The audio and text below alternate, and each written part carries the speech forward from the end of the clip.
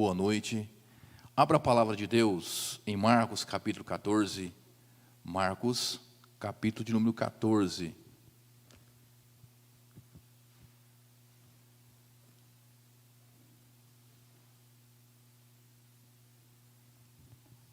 Dos versículos 32 até o versículo 42. Recapitulando mais uma vez, Marcos, capítulo de número 14, dos versículos 32 ao 42.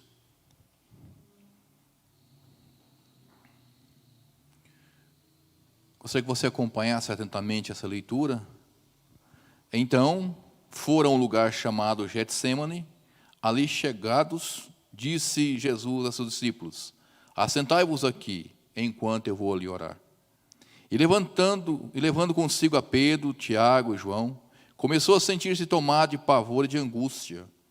E lhes disse: a minha alma está profundamente triste até a morte. Ficai aqui e vigiai. E adiantando-se um pouco, prostrou-se em terra e orava para que, se possível, lhe fosse poupada aquela hora. E dizia: Abba, Pai, não te é possível passar de mim esse cálice, contudo não ser o que eu quero, e sim o que tu queres. Voltando, achou-os dormindo e disse a Pedro: Simão, tu dormes? Não pudes vigiar nem uma hora? Vigiai e orai, para que não entreis em tentação. O espírito, na verdade, está pronto, mas a carne é fraca. Retirando-se de novo, orou, repetindo as mesmas palavras. Voltando, achou-os outra vez dormindo, porque os seus olhos estavam pesados e não sabia o que lhe responder. E veio pela terceira vez e disse-lhes: ainda dormes e repousais? Basta, chegou a hora, o Filho do Homem está sendo entregue nas mãos dos pecadores. Levantai-vos, vamos, eis que o traidor se aproxima. Na parte introdutória desse estudo, nessa noite, que Deus nos concede essa oportunidade, eu faço uma pergunta para você, ou para vocês, nesta hora. O que você faria se soubesse que teria apenas algumas horas de vida? Qual seria a sua reação? Talvez uma pergunta que nós pouco fazemos ou evitamos de fazê-la, porque queremos gozar dessa vida, dessa terra. Mas eu vou mais profundo ainda nessa colocação. E se você soubesse que tinha apenas algumas horas de vida, e antes de você morrer, você sofreria martírios, humilhações, seria ultrajado, espancado, teria suas costas dilaceradas pelos chicotes pontiagudos, pelos algozes, soldados romanos. Você teria um espinho, uma coroa de espinho, de aproximadamente 15 centímetros cada espinho, perfurando a sua cabeça. O que você faria? Se tivesse tudo isso premeditado para você antes da sua morte. Com certeza alguns entrariam em colapso, em desespero, dariam um jeito de avisar a todos que iria partir. Outros adiantariam a mesma, tirando a própria vida. Talvez alguns, ao desespero e querendo saciar os desejos sórdidos da carne, procuraria fazer o mesmo. Mas aqueles que buscariam a Cristo Jesus. É óbvio, é lógico, eu e você não iremos passar por aquilo que Jesus passou. Nós não iremos sofrer o que Jesus sofreu. Isso aí é algo fora de cogitação. Mas o que está em cogitação, o que está em pauta, dentro desse mundo que nós estamos, é que nós vamos passar por prensas, vamos passar por lutas, vamos passar por dificuldades, vamos passar por dissabores, vamos passar por momentos ruins, momentos de dificuldades, momentos de lutas.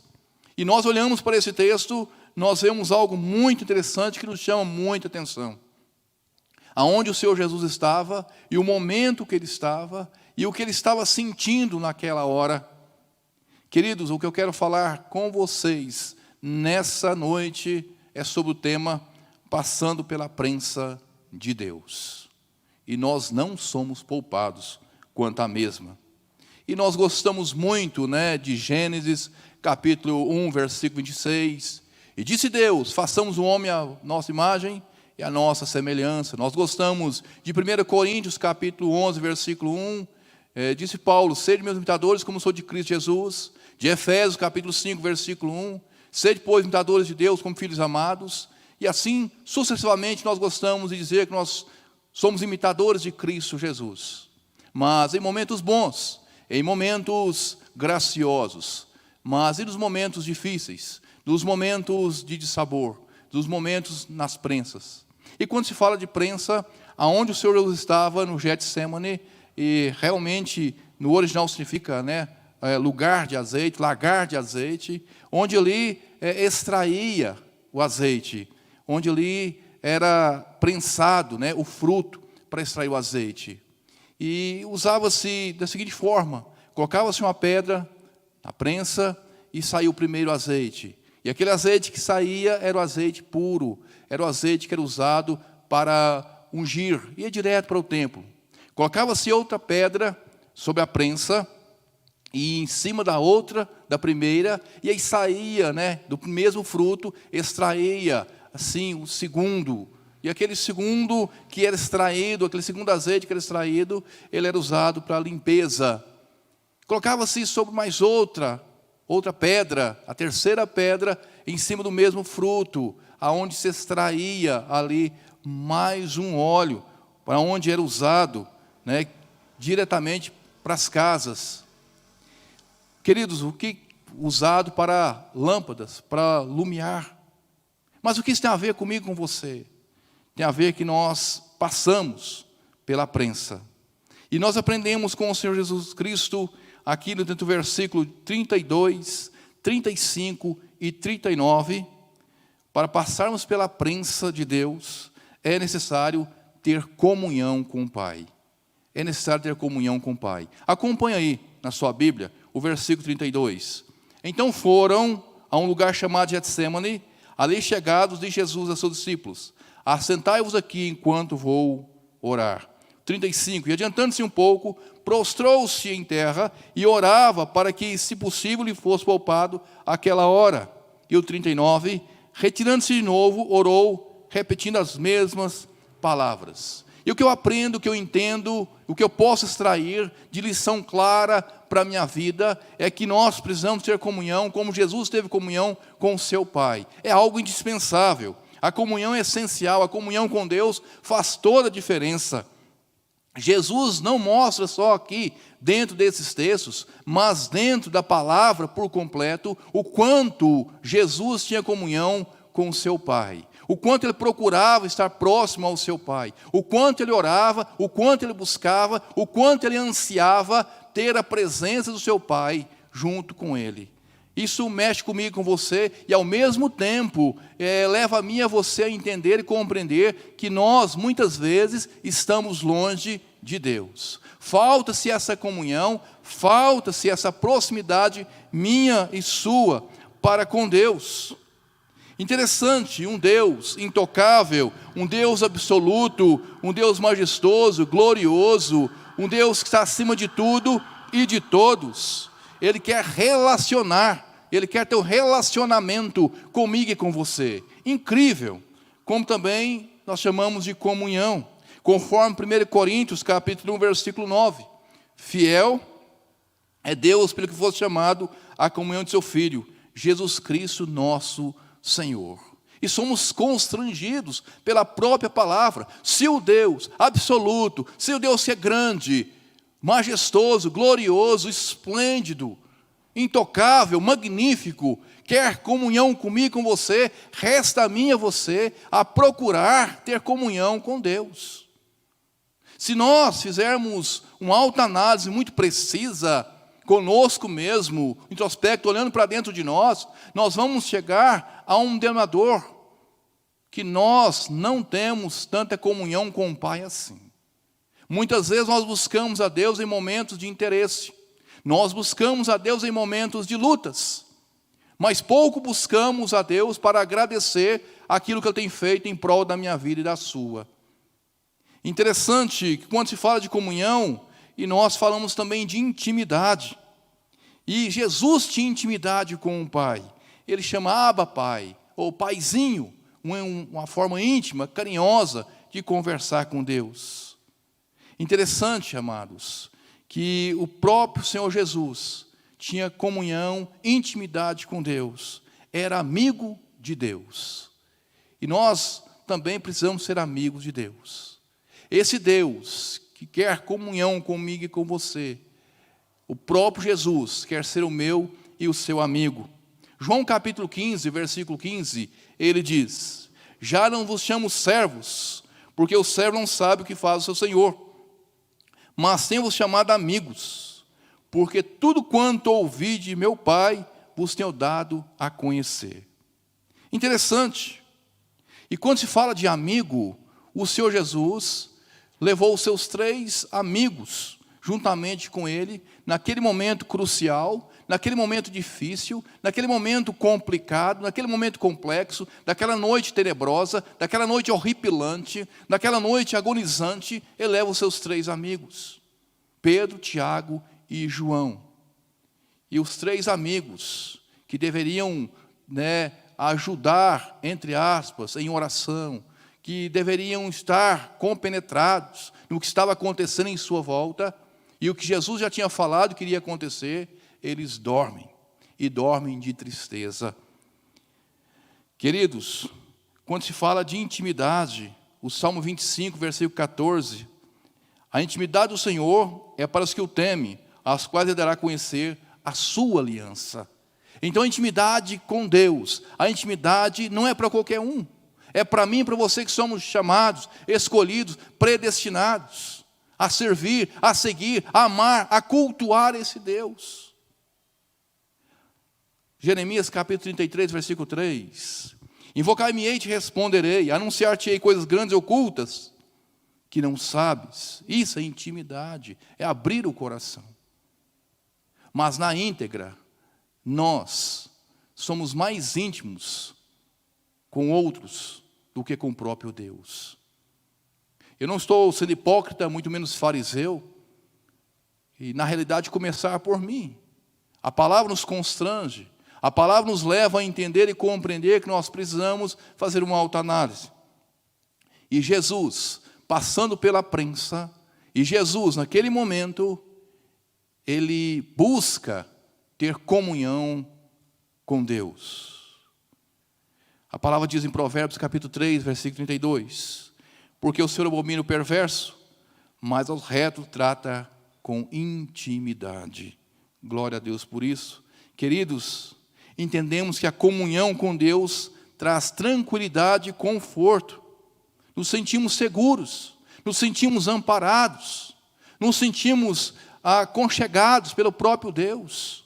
Quando temos comunhão com Deus, quando temos intimidade com Deus, sentimos a sua presença, fortalecendo, nos dando guarita, nos dando proteção, elevando a mim e a você a caminhar, a continuar, a não desistir. Mas o que falta muitas vezes é essa comunhão precisa e eficaz. Mas eu quero falar um outro ponto muito interessante também, que está no versículo 36. Passando pela prensa, ter comunhão com o Pai, é submeter a vontade do Pai. Versículo 36, e dizia: Abba, Pai, tudo te é possível, passa de mim este cálice, contudo, seja o que eu quero, e sim o que tu queres. Não seja o que eu quero, e sim o que tu queres. Forte essa palavra, muito forte. Jesus ora intensamente, a agonia, a tristeza toma conta do seu coração. Ele sabia perfeitamente, porque a qualidade que ele estava aqui era como homem, 100% homem. Ele sabia que iria enfrentar algo crucial, algo que nós não conseguimos transcrever, que nós não conseguimos falar de uma forma muito precisa. Mas Jesus, ele ora, ele pede a Deus para que aquele cálice fosse retirado. Mas, de uma forma muito submissa, de uma forma muito convicta, de uma forma muito tranquila no que diz: confiando em Deus, no agir de Deus na sua vida, ele fala: Senhor, seja feita a sua vontade. É submeter a vontade do Pai. E como é difícil submeter a vontade de Deus quando as coisas vão maus. Como é difícil submeter a vontade do Senhor quando as coisas parecem que não estão se encaixando com peças de quebra-cabeça. As coisas estão sucumbindo, nós estamos se esvaindo, nós estamos se acabando. E como difícil dizer: Senhor, faça a tua vontade. Como dizer: Senhor, faça a tua vontade, levando um ente querido. Senhor, faça a tua vontade, não tirando essa doença terminal, incurável. Senhor, faça a tua vontade em meio à pobreza, em meio às percas. Senhor, faça a tua vontade em meio às lágrimas. E nós precisamos fazer isso. Eu preciso fazer isso. Há uma necessidade grande que eu e você faça em submeter a vontade de Deus. Jó, em uma atitude sobrenatural, ele fala: nu saí do ventre da minha mãe e nu voltarei. O Senhor deu, o Senhor tomou, bendito seja o Senhor. E ali ele perde tudo, mas glorifica a Deus mesmo assim, porque ele se submeteu à vontade de Deus. Paulo, escrevendo aos Filipenses, ele diz algo interessante, em Filipenses capítulo 2, versículo 7. Antes de si mesmo se esvaziou, assumindo a forma de servo, tornando-se em semelhança de homem, e reconhecido em figura humana. A si mesmo se humilhou, tornando-se obediente até a morte, e morte de cruz. Jesus submete à vontade do seu Pai. Cálice, dor, sofrimento, cálice, perca da própria vida, cálice, martírio, e ele não recusa. Mas um terceiro ponto muito interessante, preciso também para o nosso crescimento dentro desse texto, passando pela prensa, é ter comunhão com Deus, é submeter a vontade dele. E o versículo 37, 40 e 41 está sempre em alerta. Eu e você precisamos estar sempre em alerta. Versículo 37 diz: voltando, achou-os dormindo e disse a Pedro: Simão, tu dormes? Não pudeste vigiar nem uma hora? 40, voltando, achou os outros às vezes dormindo, porque os seus olhos estavam pesados e não sabia o que responder. E o 41, e veio pela terceira vez e disse: ainda dorme e repousais? Basta. Ou seja, queridos e amados, nós precisamos estar atentos no que está acontecendo à nossa volta, ao nosso redor, ao nosso derredor. Precisamos estar bem alertas sobre tudo e sobre todas as coisas. Jesus não havia levado os seus discípulos, os seus amigos, para ali descansar após um dia exaustivo, após um dia cansativo. Jesus não levou eles no Getsemane simplesmente para que eles deslumbrassem à noite, em uma noite fria, ou se aquentassem e acendessem uma fogueira em volta, ficassem conversando. Não, Jesus os levou ali para estar orando. Jesus os levou ali para que eles estivessem em alerta. Mas não, eles de uma forma displicente, eles acabam dormindo. Eles acabam deixando o Senhor Jesus sozinho, no sentido humano, mas Deus estava com ele. Amados, nós não podemos dormir, temos que estar acordados espiritualmente, atentos, alertas, de prontidão. Eles precisavam lutar contra o sono. Eles precisavam estar lutando contra aquilo que ele queria roubar deles. O sono rouba deles. Eles precisavam estar de prontidão. Não podemos dormir espiritualmente. Infelizmente, isso acontece comigo e com você. Nós estamos acordados fisicamente, mas espiritualmente nós estamos distantes. Espiritualmente nós estamos acabados, infelizmente. Precisamos estar atentos, queridos, atento ao agir. Pelo que diz: desperta, ó tu que dormes. Não permitir que a tristeza, que os dissabor, cante cantigas de ninar para mim e para você dormir. E em meio a tantas coisas, Nós usamos muitas vezes o sono como subterfúgio. O versículo 38, muito preciso. Ele diz: vigiai e orai, para que eu entrei em tentação. O Espírito da verdade está pronto, mas a carne é fraca. E Pedro diz, na primeira carta, capítulo 5, versículo 8, sede sóbrios e vigilantes. O diabo, vosso adversário, anda em redor como leão que ruge, procurando alguém para devorar. E por último, dentro desse magnífico texto, passando pela presença de Deus, mas para passarmos pela presença de Deus, é preciso ter comunhão com Ele, é preciso estar sempre em alerta, é preciso meter a sua vontade. E o último ponto, é enfrentar o problema de frente. É enfrentar o problema de frente. O versículo 42 diz: levantai-vos, vamos, eis que o traidor se aproxima. Isso é tete a tete.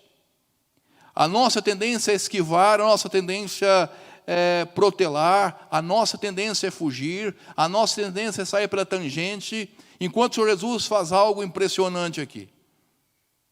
O Senhor Jesus diz: levantai-vos, vamos. Ele vai em encontro.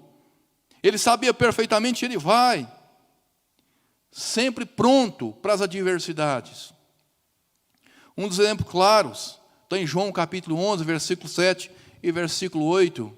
O quanto o Senhor Jesus não recuava mediante aos momentos difíceis. Depois disse aos seus discípulos: vamos outra vez para a Judeia. Disseram-lhe os discípulos: mestre, ainda agora os judeus procuravam apedrejar-te, e voltas para lá?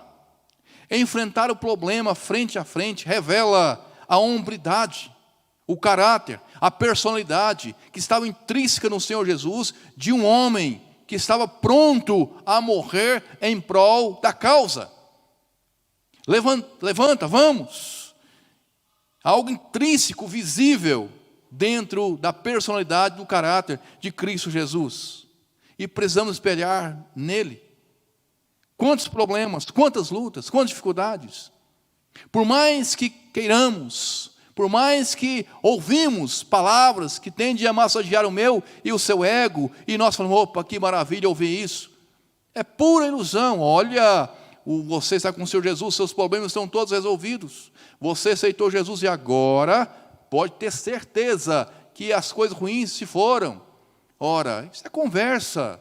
Há lutas, há problemas, há dores, há prensa na minha vida e na sua. E que bom que há prensa, porque quanto mais extrai de mim e de você coisas boas para servir e seguir a Cristo Jesus. Você está preparado pela prensa, para passar pela prensa? Podemos dizer que a pandemia é uma prensa. Podemos dizer que uma doença é uma prensa. Podemos dizer que momentos difíceis, financeiro é uma prensa. A perda de um emprego é uma prensa. E assim, etc, e sucessivamente mais e mais coisas que podemos contabilizar, discorrer. A prensa. É preciso enfrentar o problema, ir de encontro ao problema, ter convicção que Cristo há de cuidar de mim e de você como tem cuidado até o presente momento. Muito bem, vimos e aprendemos dentro desse texto que nós passaremos pela prensa ou estamos passando. E é preciso ter comunhão com Ele, querido, nesse momento. É preciso submeter à vontade dEle. É preciso estar sempre em alerta. E é preciso enfrentar o problema de frente, como Cristo Jesus fez. Portanto, fica essa palavra com um voo bem rasante. Que ela encontre guarida no meu e no seu coração em Cristo Jesus.